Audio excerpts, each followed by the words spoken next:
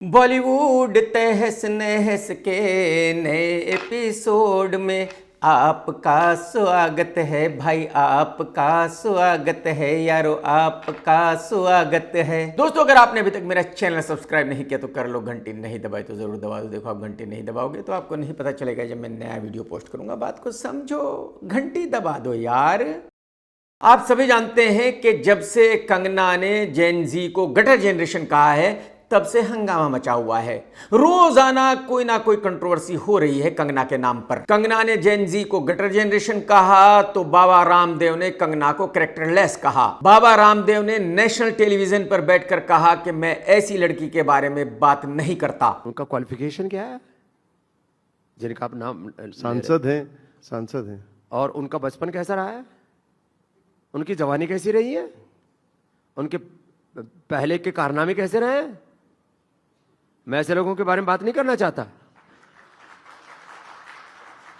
ऐसे किसी भी देश के जवान को जेनजीज को गटर पटर बोलना ये बिगड़े हुए दिमाग की निशानी है, गलत बात है।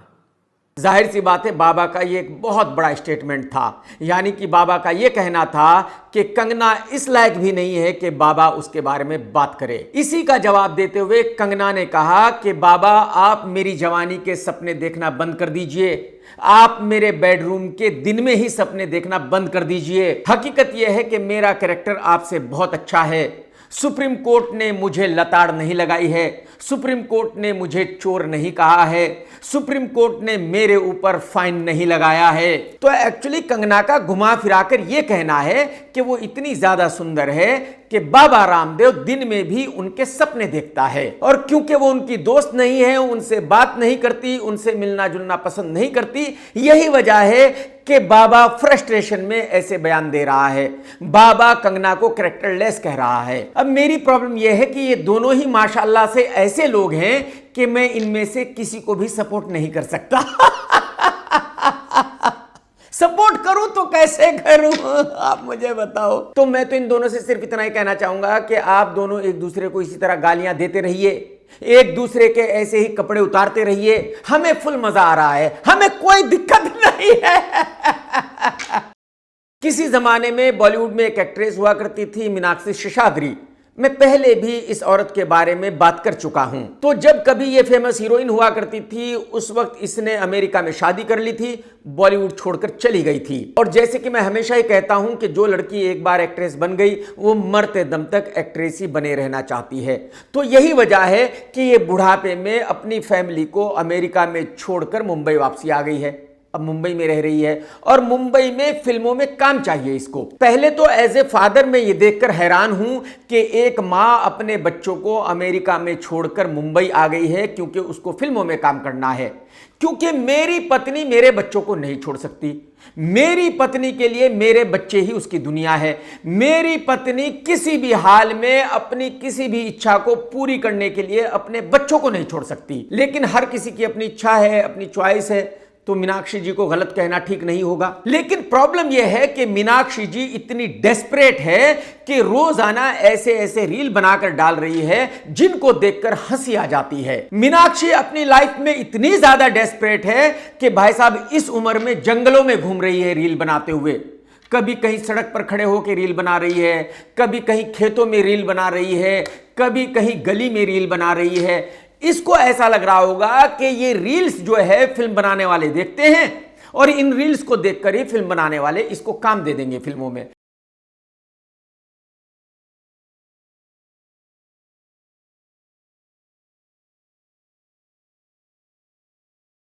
अरे मैडम जी, ऐसा कुछ नहीं है। और जिस तरह के रील्स आप बना रही है, ऐसे रील्स बना रही है जैसे आज भी आप 30-35 साल की यंग लड़की हो। अरे मैडम जी, आप इतनी बूढ़ी हो गई हो कि अगर कोई फिल्म मेकर आपको रोल देगा भी तो मां का रोल देगा, और मां के रोल के लिए इस तरह के रील्स बनाने की बिल्कुल जरूरत नहीं है।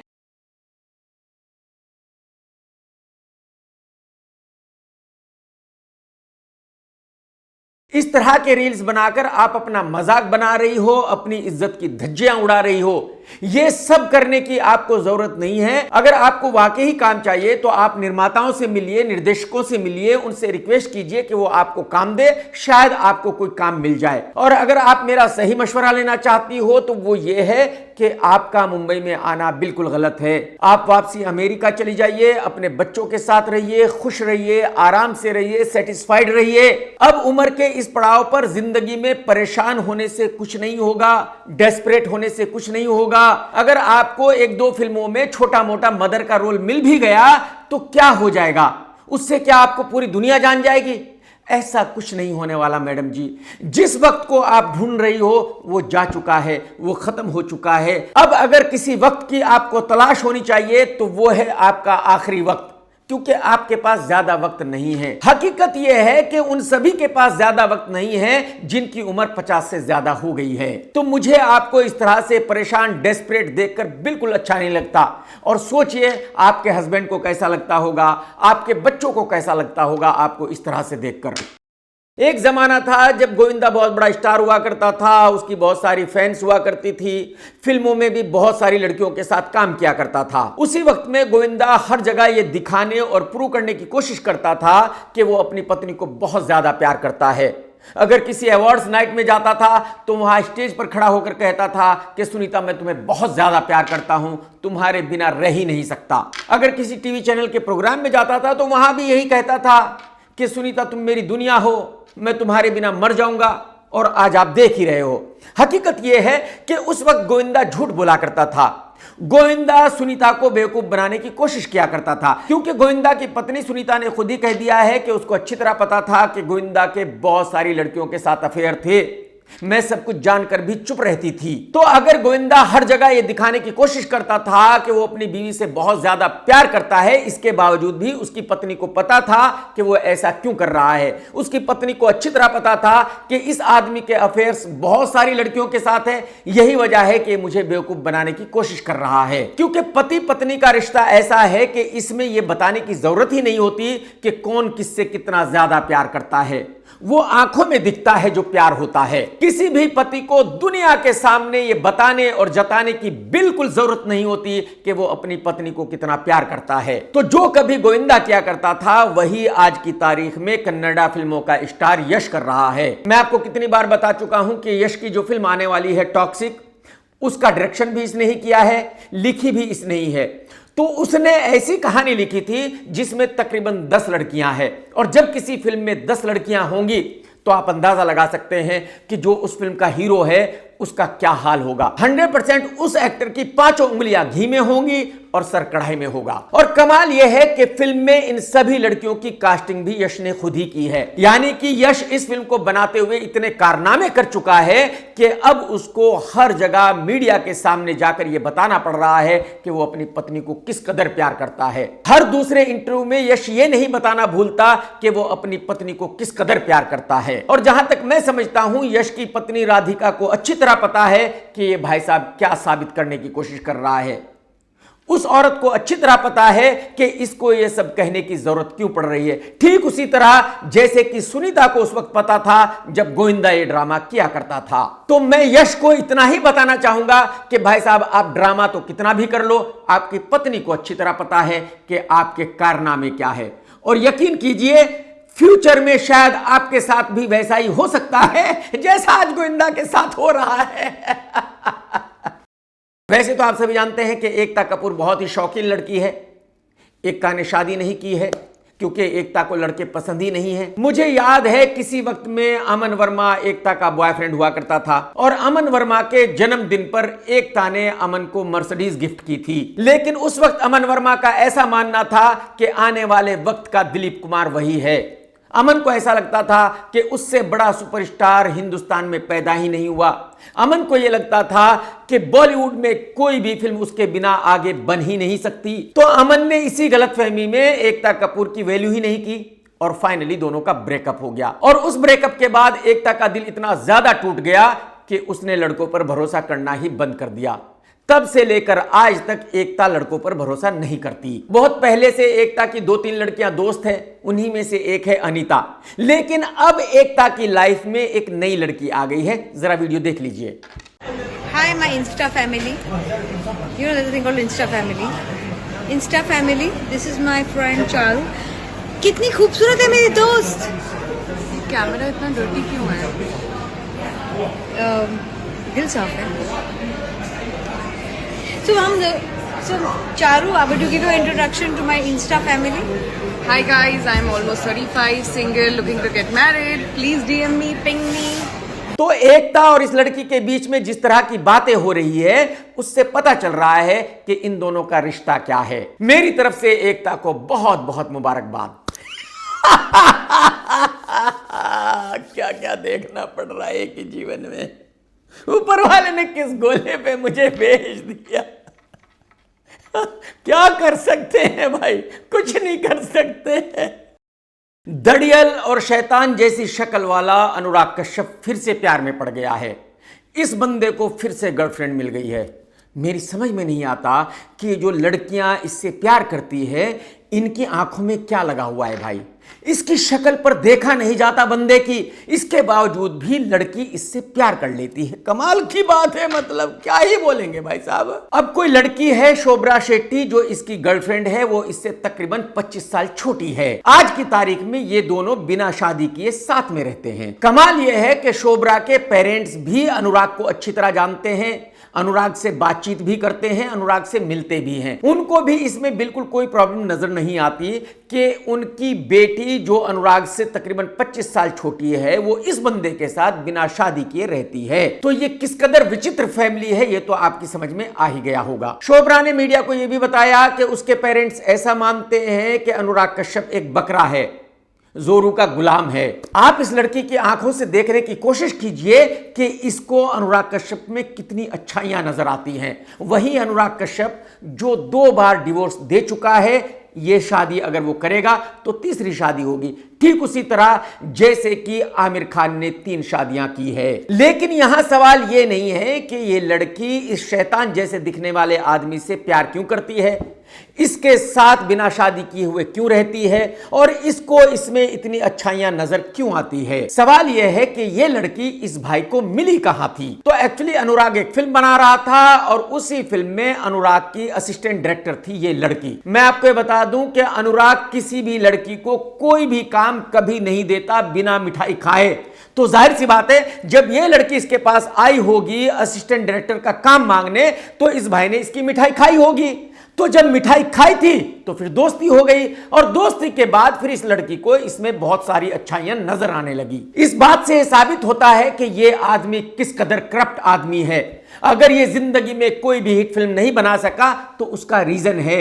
ऐसे ही ये फेलियर नहीं है लाइफ में। जिस आदमी ने जिंदगी में कभी किसी लड़की को अपनी फिल्म में कोई काम दिया ही ना हो बिना मिठाई खाए, उसके हालात ऐसे ही होंगे। इस आदमी का बॉलीवुड में यह रिकॉर्ड है कि अगर इसकी फिल्म में कोई ड्रेस डिजाइनर भी है तो उसकी भी मिठाई खाता है, अगर इसकी फिल्म में कोई असिस्टेंट डायरेक्टर है उसकी भी मिठाई खाता है, अगर इसकी फिल्म में कोई मेकअप भी करती है लड़की तो उसकी भी मिठाई खाता है। यह आदमी वो है जो किसी को भी बिना मिठाई खाए कोई काम नहीं देता। और पता है इसकी 16-17 साल की लड़की ने इससे क्या सवाल पूछा था?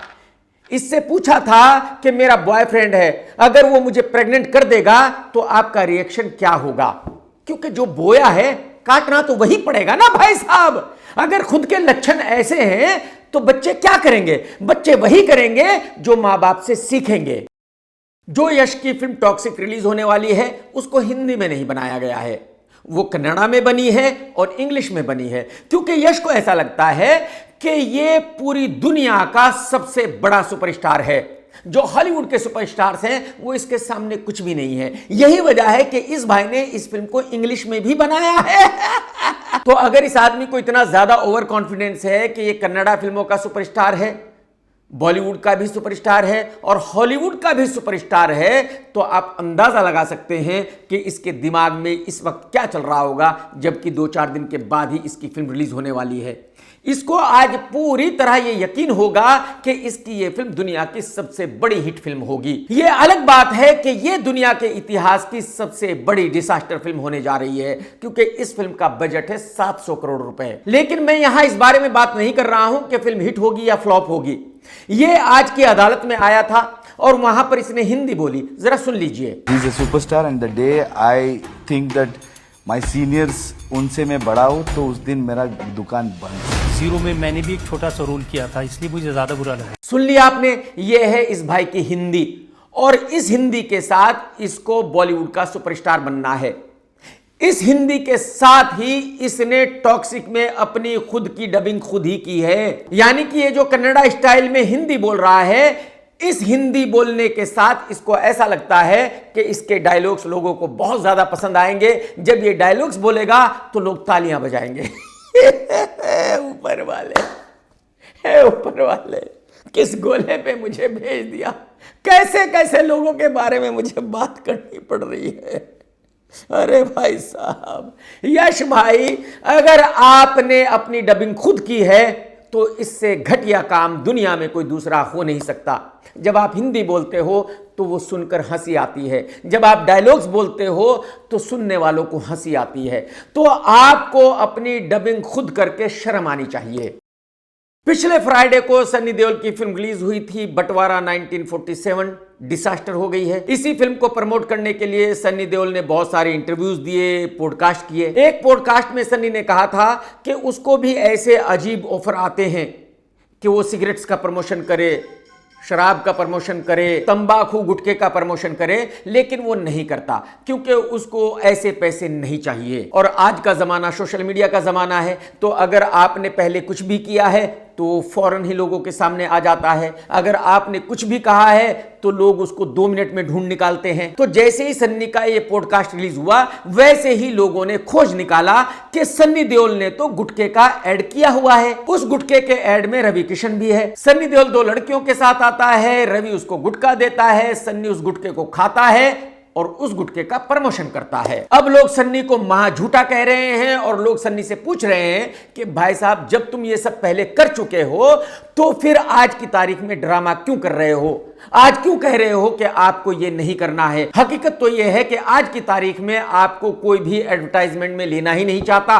जब कुछ आपको ऑफर होता ही नहीं है तो करोगे कैसे? तो जो सोशल मीडिया पर सन्नी देओल की थू हुई है, उसको देखकर बाकी सभी एक्टरों ने समझ लेना चाहिए कि अगर उन्होंने कुछ भी किया है तो उसको याद रखें, किसी भी अपने इंटरव्यू या पॉडकास्ट में झूठ ना बोलें।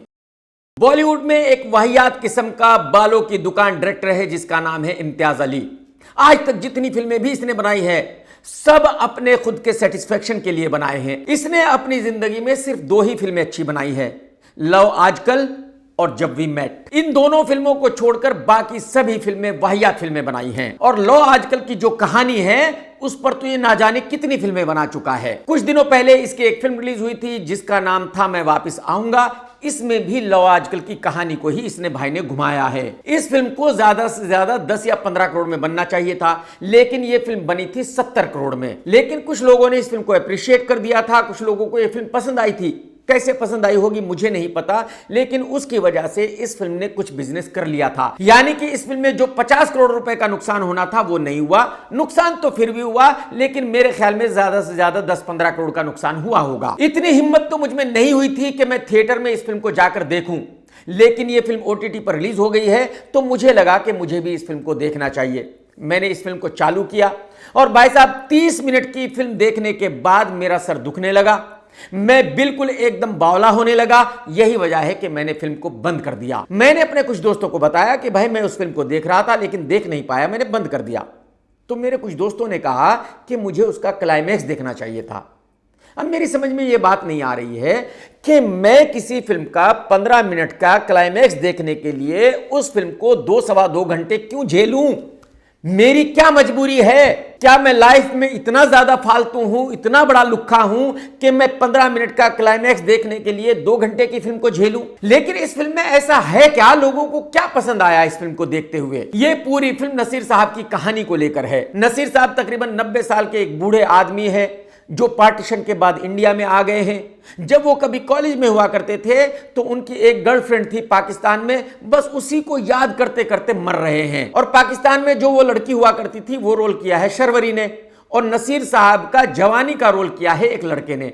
कमाल यह है कि शर्वरी और वो लड़का दोनों ही जुड़वा बहनें दिखती हैं। उस लड़के की पर्सनालिटी इतनी कमाल की है कि वो लड़का दिखता ही नहीं है, वो लड़की जैसा ही दिखता है। और भाई साहब ये लड़का लड़की जो डायलॉग्स बोल रहे हैं, जिस तरीके से प्यार कर रहे हैं, आय हाय हाय, देखकर कसम खुदा के ऐसा लगता है कि छुरी अपने सीने में मार लूं। पता नहीं लड़का लड़की इस तरह से प्यार कहां करते होंगे। शायद बालों की दुकान इम्तियाज अली के घर में ऐसे प्यार किया जाता होगा। जो नसीर साहब हैं वो बेड पर पड़े हुए हैं, वो क्या कहते हैं ये किसी को समझ में नहीं आता, ना तो दर्शकों को समझ में आता और ना ही जो फिल्म के कैरेक्टर से उनको समझ में आता। अब जब एक आदमी की पूरी फिल्म है और वो बेड पर पड़ा हुआ है और वो क्या कह रहा है ये किसी को पता ही नहीं है, तो मैं उस फिल्म को क्यों देखूंगा? और मेरे ख्याल में कोई भी उस फिल्म को क्यों देखेगा यार? अच्छा, फिल्म में दलजीत भी है, उसका कोई रोल नहीं है, बस उसका रोल सिर्फ इतना है कि नसीर साहब क्या कहने की कोशिश कर रहे हैं वो समझने की कोशिश करता है, और जो वो समझने की कोशिश करता है वो बाकी घर वालों को समझाने की कोशिश करता है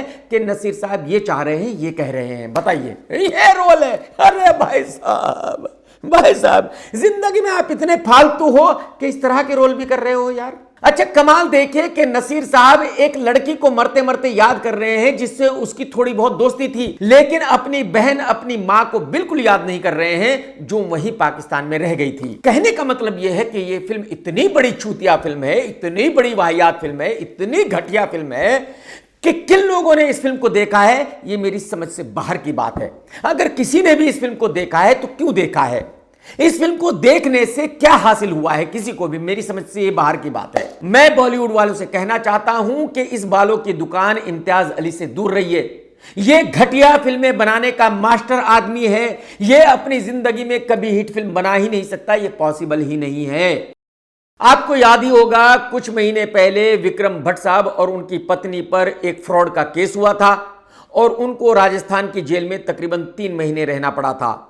इसके बाद इन दोनों को सुप्रीम कोर्ट से जमानत मिल गई थी। विक्रम भट्ट साहब के वकील ने सुप्रीम कोर्ट में साबित कर दिया था कि ये एक सिविल केस है, ये क्रिमिनल केस नहीं है, ये फ्रॉड का केस नहीं है। और इसी बात को लेकर राजस्थान के हाई कोर्ट में सुनवाई चल रही थी। अब ये सुनवाई कंप्लीट हो गई है और राजस्थान के हाई कोर्ट ने कहा है कि ये सिविल केस नहीं है बल्कि ये एक क्रिमिनल केस है, ये एक धोखाधड़ी का केस है। जाहिर सी बात है ये एक लीगल मैटर है, अदालत में चलता रहेगा, लेकिन अगर कहीं ये साबित हो गया कि वाकई ही ये एक क्रिमिनल केस है, ये एक धोखाधड़ी का केस है, तो आने वाले वक्त में विक्रम भट्ट साहब के लिए परेशानी खड़ी हो सकती है। गोविंदा और उनकी पत्नी सुनीता की कंट्रोवर्सी काफी सालों से चल रही है, अब थोड़ी ज्यादा हो गई है। अब ज्यादा कुछ यहां वहां गोविंदा और उनकी पत्नी दिखने लगे हैं। कल गोविंदा की पत्नी बांद्रा के फैमिली कोर्ट में गई थी, जहां उसने 2024 में अर्जी दी थी गोविंदा से तलाक लेने के लिए। सुनीता को वहां देखकर मीडिया वालों को ऐसा लगा कि शायद सुनीता बांद्रा कोर्ट में इसलिए गई है कि उसको जल्दी से तलाक चाहिए, लेकिन ऐसा नहीं था। एक्चुअली सुनीता वहां गई थी उस अपनी अर्जी को वापसी लेने के लिए। सुनीता जी ने अदालत में जाकर कहा कि उसको गोविंदा से तलाक नहीं चाहिए, यही वजह है कि वो अपनी अर्जी वापसी लेती है। और सुनीता ने यह इसलिए किया ताकि गोविंदा उस लड़की से शादी ना कर सके जो आजकल उनके साथ दिखती है। मेरी सोर्सेज के मुताबिक भी ये लड़की गोविंदा के साथ ही रहती है और गोविंदा इससे शादी करना चाहता है। हिंदू मैरिज एक्ट के हिसाब से गोविंदा ये दूसरी शादी नहीं कर सकता जब तक पहली वाली पत्नी से डिवोर्स नहीं ले लेता। तो सुनीता जी ने अपनी अर्जी इसीलिए वापसी ली ताकि ये डिवोर्स ना हो और गोविंदा इस लड़की से शादी ना कर सके। सुनीता ने राखी सावंत को भी यही बताया कि उसने अपनी तलाक की अर्जी को वापसी लिया है सिर्फ इसलिए कि गोविंदा इस लड़की से शादी ना कर सके। मैंने वो केस कल वापस ले लिया क्योंकि वो शादी करने के प्लान में थे लोग। हाँ, अच्छा हुआ, मैंने बोला ना, बहुत अच्छा किया, केस वापस ले लिया, बहुत अच्छा किया। मुझे पर्सनली ऐसा लगता है कि सुनीता ने जो किया है बिल्कुल सही किया है। सुनीता को डिवोर्स नहीं लेना चाहिए। गोविंदा जो करना चाहता है करता फिरे, कोई फर्क नहीं पड़ता। बॉलीवुड में एक ड्रामा लड़की है जिसका नाम है अपूर्वा मखीजा। कहीं ना कहीं कुछ ना कुछ कहती रहती है, करती रहती है, कंट्रोवर्सी होती रहती है, न्यूज में बनी रहती है। लेकिन अब अपूर्वा ने सोशल मीडिया पर बताया है कि उसने इंडिया छोड़ दिया है, अब वो अमेरिका में रहती है। कुछ लोग कह रहे हैं कि अपूर्वा ने एक लड़के के साथ एक पॉडकास्ट किया था, वो पॉडकास्ट करते हुए ही अपूर्वा को उस लड़के से प्यार हो गया था। यही वजह है कि अपूर्वा ने मुंबई छोड़ दिया है और उस लड़के के साथ जाकर अमेरिका रहने लगी है। मैं आपको ये बता दूं कि ये लड़का मुस्लिम है और अपूर्वा एक हिंदू लड़की है। पर्सनली मुझे ऐसा लगता है कि शायद अपूर्वा को थोड़ा टाइम देना चाहिए था, अपने आप को थोड़ा देखना चाहिए था, थोड़ा समझना चाहिए था इतना बड़ा डिसीजन लेने से पहले। लेकिन अपूर्वा ऐसी पहली लड़की नहीं है जिसने हिंदुस्तान छोड़ दिया है, जो हिंदुस्तान छोड़कर कहीं विदेश में जाकर रहने लगी है। इससे पहले आर माधवन भी दुबई शिफ्ट हो चुका है अपने बच्चों के साथ, विवेक ओबेरॉय भी दुबई शिफ्ट हो चुका है अपने बच्चों के साथ, सोनू निगम भी अपने बच्चों के साथ दुबई शिफ्ट हो चुका है, हनी सिंह भी दुबई में ही रहता है, कुमार शानू भी दुबई में ही रहता है और भी बहुत सारे लोग दुबई में रहते हैं। यानी कि इन सभी को इंडिया में नहीं रहना है या इंडिया में रहना इनको अच्छा नहीं लगता है। लेकिन मैं आपको ये बता दूं कि ये सभी लोग मोदी जी के कट्टर सपोर्टर हैं, एकदम कट्टर वाले। इसके बावजूद भी ये इंडिया में नहीं रहना चाहते, विदेशों में रहना चाहते हैं। तो अगर अपूर्वा ने भी इंडिया छोड़ दिया है, अमेरिका में रहने लगी है, तो ये कोई बहुत बड़ी बात तो नहीं है। यामी गौतम डायरेक्टर आदित्य धर की पत्नी है और यही वजह है कि आज की तारीख में यामी को बहुत बड़ी एक्ट्रेस माना जाने लगा है, क्योंकि उसका जो हस्बैंड है डायरेक्टर, वो सक्सेसफुल है।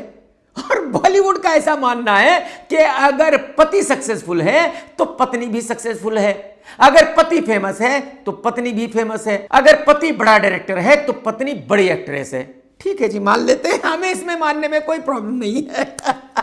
तो यही वजह है कि यामी को फिल्में मिलती रहती है, यामी फिल्में करती रहती है और अब यामी की एक नई फिल्म आ रही है, नई नवेली। यह फिल्म 16 अक्टूबर को थिएटर्स में रिलीज होगी और इस फिल्म को प्रोड्यूस किया है आनंद एल रॉय ने। अब देखने वाली बात यह होगी कि पति आदित्य धर के नाम से कितना फायदा होता है, कितने ज्यादा लोग पत्नी की फिल्म को देखने जाते हैं सिर्फ इसलिए कि उसका पति एक बड़ा डायरेक्टर है। अक्षय कुमार आजकल ऐसी बहुत सारी फिल्में कर रहा है जिसमें देशभक्ति दिखाई जाती है या धर्म की बात की जाती है। प्रशांत वर्मा एक फेमस डायरेक्टर है और उसी की अगली फिल्म में अक्षय कुमार काम कर रहा है। इस फिल्म का नाम है महाकाली और इस फिल्म में अक्की का लुक है एक धर्मगुरु का। इस फिल्म में एक लड़का रोहित शराफ भी है और फिल्म की हीरोइन एक साउथ की लड़की है। ये मैं आपको अपने पिछले वीडियो में भी बता चुका हूं कि आज के वक्त में बहुत सारे लोग साउथ की लड़कियों के साथ काम कर रहे हैं और उसकी वजह सिर्फ ये है कि बॉलीवुड में फिल्म मेकर्स को टैलेंटेड लड़कियां नहीं मिल रही हैं। ये एक पैन इंडिया फिल्म है, बड़े बजट की फिल्म है, तो अब देखने वाली बात यह होगी कि अक्की की ये फिल्म कितनी बड़ी हिट होगी या फ्लॉप होगी। एक बहुत बड़ी नौटंकी लड़की है जिसका नाम है अंजलि अरोरा। इसने किसी जमाने में हिप्स दिखाकर एक वीडियो बनाया था, वो वायरल हो गया था, उसी से फेमस हुई थी और कुछ लोग इसको जानने लगे हैं। जब से वो वीडियो वायरल हुआ था तब से ये लड़की ट्राई कर रही है कि बॉलीवुड में इसको कोई काम मिल जाए। जाहिर सी बात है कोई काम मिला नहीं, तो फाइनली इस लड़की ने एक फिल्म की है जो छत्तीसगढ़ की भाषा में बनाई गई है और इस फिल्म में माता सीता का रोल इस लड़की ने अदा किया है। लेकिन इस फिल्म को डब करके हिंदी में भी रिलीज किया जा रहा है और यह आपको पता ही है कि कोई कुत्ता भी इस फिल्म को देखने नहीं जाएगा। हिंदी में इस फिल्म का बिजनेस 10,000 रुपए भी नहीं होगा। कितना?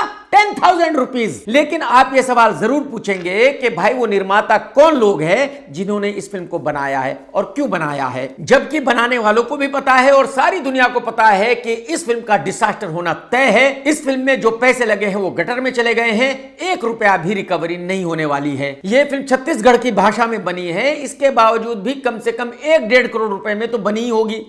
तो 1-1.5 करोड़ रुपया भी किसी ने बर्बाद क्यों किया है? क्यों किया होगा आप तो जानते ही हो भाई। जिसका भी बड़ा मिठाई का शोरूम है उसको कोई ना कोई काम मिल ही जाता है। तो जिन निर्माताओं ने इस फिल्म में पैसे लगाए हैं उन्होंने देखा होगा कि भाई अंजलि का मिठाई का शोरूम बहुत अच्छा है तो वहां चमचम खाने ही चाहिए। अगर वहां चमचम नहीं खाएंगे तो कोई मतलब ही नहीं जीने का। तो उन्होंने 1-2 करोड़ रुपए उड़ा दिए हैं इसकी फिल्म पर और इस बेचारी की फिल्म बन गई है और इसने अपने आप को मान लिया है कि ये बहुत बड़ी एक्ट्रेस बन जाएगी इस फिल्म के रिलीज के बाद। देख रहे हो भाई साहब, देख रहे हो फिल्म के नाम पे क्या क्या होता है, समझ में आ रहा है आपकी?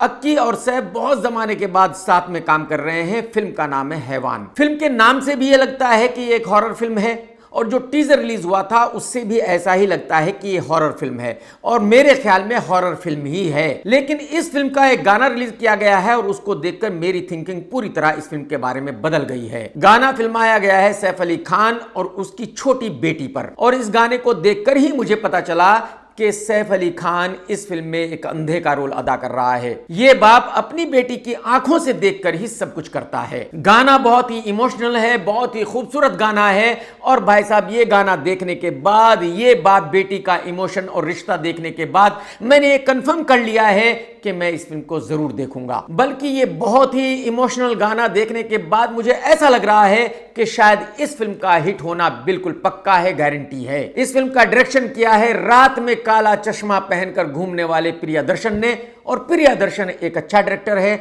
हमेशा ही अच्छी फिल्में बनाता है। ये तो आप सभी जानते हैं कि राजपाल यादव पर बहुत सारा कर्जा है। राजपाल कई बार जेल भी जा चुका है इसी कर्जे को लेकर। अब राजपाल का एक इंटरव्यू सामने आया है और उसमें राजपाल ने बताया है कि जो भी मीडिया में कहा जा रहा है, जो भी अफवाह उड़ रही है कि मेरे ऊपर तकरीबन 30-35 करोड़ का कर्जा है, ये बात सही नहीं है। हाँ, एक जमाना था जब मेरे ऊपर तकरीबन 50 करोड़ रुपए का कर्जा हो गया था, लेकिन वो आहिस्ता आहिस्ता अब कम हो गया है। राजपाल ने बताया कि सारा कर्जा उसके ऊपर एक फिल्म की वजह से हुआ था और उस फिल्म का नाम था अता पता लापता। मुझे अच्छी तरह याद है वो फिल्म। उस फिल्म का सब कुछ राजपाल ने खुद ही किया था। यही हीरो था, यही डायरेक्टर था, यही प्रोड्यूसर था। तो फिर मेरी समझ में यह बात नहीं आ रही है कि उस फिल्म की वजह से इसके ऊपर 50 करोड़ का कर्जा कैसे हो सकता है। वो फिल्म ज्यादा से ज्यादा 4 या 5 करोड़ रुपए में बनी होगी। बहुत ही गरीब फिल्म थी। तो फिर उस फिल्म को बनाने के लिए इस भाई के ऊपर 50 करोड़ रुपए का कर्जा कैसे हो गया था। खैर, अभी राजपाल का कहना यह है कि इसके ऊपर तकरीबन 15 से 20 करोड़ रुपए का ही कर्जा है। तो भाई जो है वो दे देना, क्यों नहीं दे रहा है लोगों का? अरे भाई, जिसका भी तू ले लेता है उसका वापसी क्यों नहीं करता? तुझे बीमारी क्या है ये तो बता। तुझे ऐसा क्यों लगता है कि अगर तू किसी से भी पैसे ले लेगा और वापसी नहीं देगा तो कोई भी तुझसे अपने पैसे वापसी लेगा ही नहीं? मैं आपको राजपाल भाई सिर्फ इतना ही बताना चाहता हूं कि जिसके पैसे हैं वो आपसे जरूर वापसी लेगा, क्योंकि जिसने वो पैसे कमाए हैं वो बड़ी मेहनत से कमाए होंगे। किसी के भी पास हराम के पैसे नहीं है। तो अगर आपने किसी के पैसे लिए हैं तो उनके वापसी कर दीजिए मेरे भाई। डायरेक्टर इंदर कुमार, जिनकी अभी हाल ही में धमाल 4 रिलीज हुई थी, उस फिल्म में एक प्रोड्यूसर भी अशोक ठाकरिया। इंदर जी और अशोक जी बहुत जमाने से साथ में काम करते आ रहे हैं। अब इन दोनों के ऊपर एक FIR दर्ज हुआ है। बताया जा रहा है कि इन दोनों ने 1.5 करोड़ रुपए की हेराफेरी की है, धोखाधड़ी की है। कोई एक फिल्म डिस्ट्रीब्यूटर है, उसी ने FIR कराई है। उसने बताया है कि किस तरह से इन्होंने उसके साथ धोखाधड़ी की है।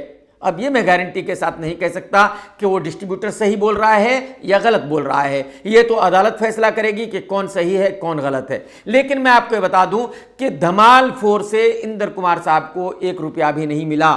भूषण कुमार ने इंदर कुमार साहब को कुछ भी पैसे नहीं दिए। उसकी वजह यह है कि भूषण और इंदर का हिसाब बहुत जमाने से चला आ रहा था, बहुत सारे पैसे बाकी थे। भूषण साहब ने वो सारे पैसे एडजस्ट कर लिए हैं और अब इंदर कुमार साहब को धमाल 4 से कुछ भी मिलने वाला नहीं है।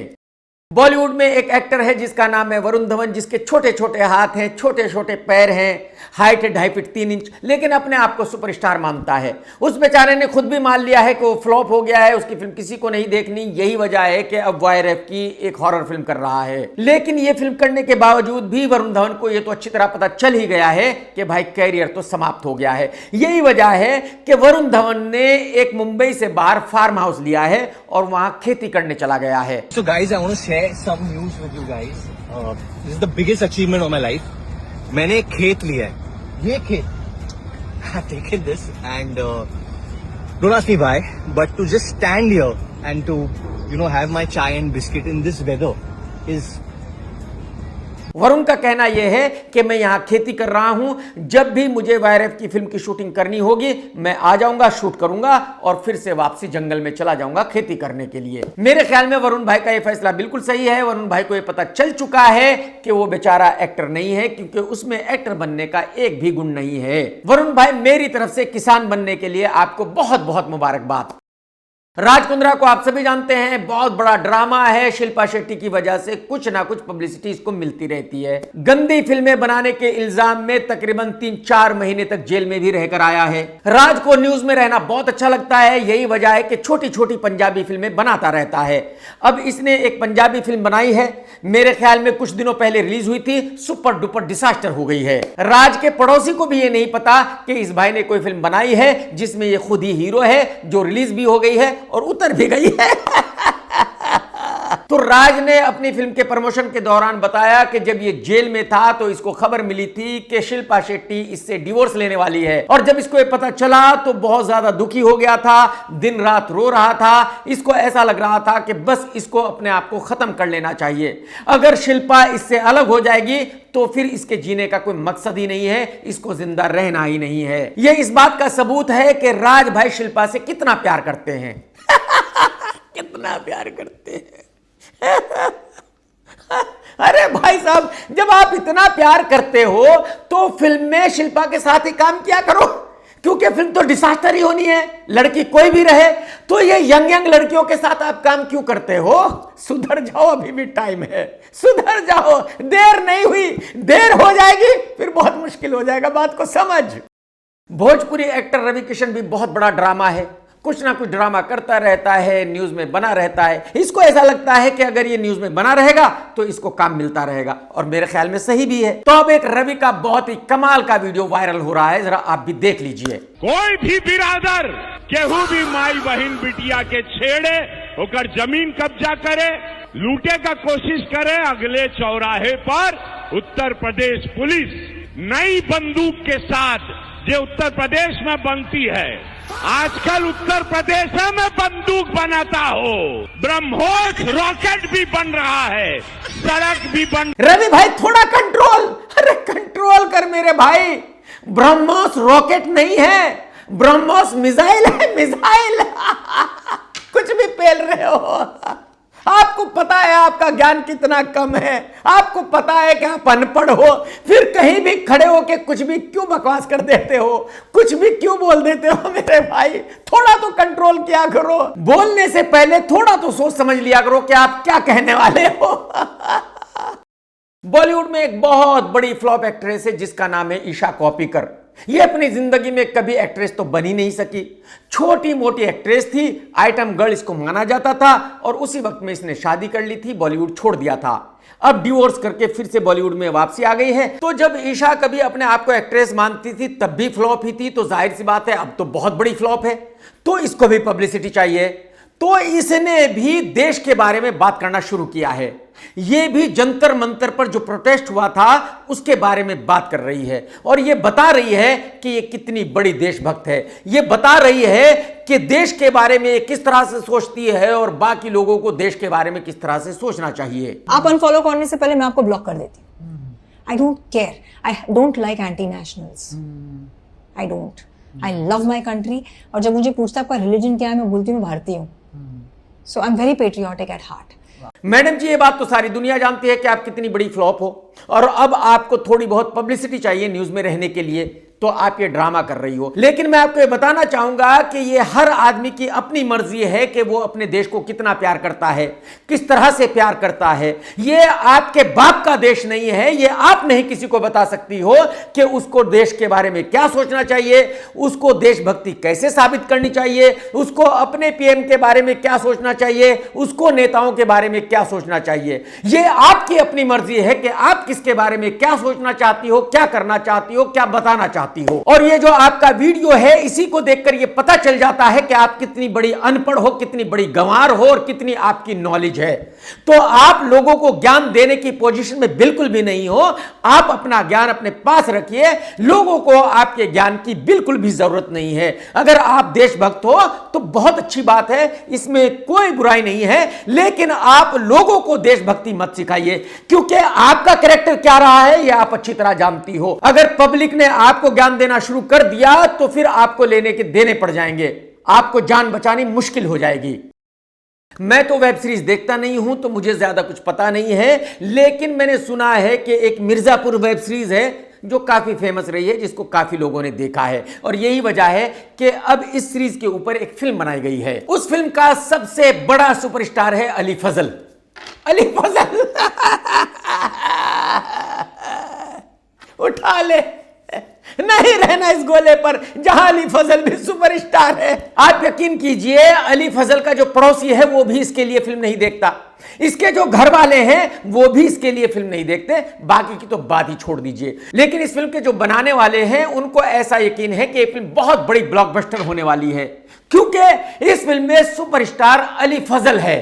अली फजल मैं आप लोगों को ये बताना चाहता हूं कि जो फिल्में ओटीटी पर रिलीज होती है या वेब सीरीज ओटीटी पर रिलीज होती है, उनको कोई देखे या ना देखे, जो भी प्लेटफॉर्म उस वेब सीरीज को रिलीज करता है या उस फिल्म को रिलीज करता है, वो यही बताता है कि सबसे ज्यादा देखी जाने वाली फिल्म या वेब सीरीज वही है। क्योंकि ये जो ओटीटी कंपनीज है ये वैल्यू गेम पर चलती है, कोई देखे या ना देखे इससे कोई फर्क नहीं पड़ता। ये सारी प्राइवेट लिमिटेड कंपनीज हैं, शेयर होल्डिंग कंपनीज हैं, पब्लिक का पैसा है, इनको घंटा फर्क नहीं पड़ता कि कोई वेब सीरीज देखी गई है या नहीं देखी गई है, कोई फिल्म देखी गई है या नहीं देखी गई है। इनको यही बताना है कि सारी दुनिया ने उस वेब सीरीज को देखा है, उस फिल्म को देखा है, क्योंकि वैल्यू गेम है ना भाई। शेयर मार्केट में शेयर की वैल्यू को बढ़ाना है, लेकिन जो फिल्म थिएटर में रिलीज होती है वहां जो बिजनेस होता है वो रियल होता है।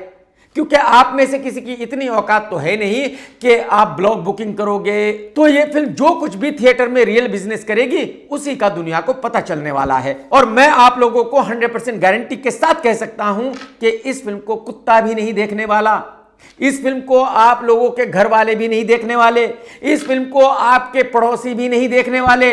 तो इस फिल्म का डिजास्टर होना तय है, गारंटी है, क्योंकि आप लोगों ने उड़ता तीर ले लिया है, फिल्म को थिएटर में रिलीज कर रहे हो। अभी भी टाइम है, ओटीटी पर रिलीज करके निकल लो।